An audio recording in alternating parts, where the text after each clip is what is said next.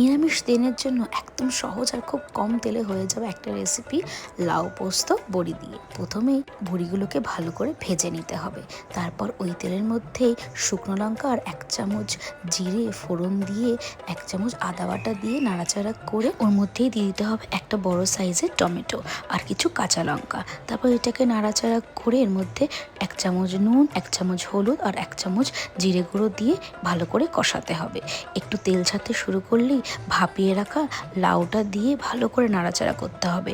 লাউটা সেদ্ধ করে নিলে না তেলটা খুব কম লাগে আর সময়টাও কম লাগে। এরপর স্বাদ মতন একটু নুন মিষ্টি দিয়ে 2 চামচ পোস্ত বাটা আর তার জলটা দিয়ে এটাকে ভালো করে ভাপাতে বসিয়ে দিতে হবে। 5-6 মিনিট ভাপিয়ে নিলে এর মধ্যে থেকে জল ছাড়তে শুরু করবে। এর উপর থেকে ভেজে রাখা বড়িগুলো দিয়ে আরও 2-3 মিনিট নাড়াচাড়া করলেই রেডি আমাদের লাউ পোস্ত। আর শেষে উপর থেকে একটু ধনেপাতা ছড়িয়ে দিলেই স্বাদ হবে একদম দারুণ।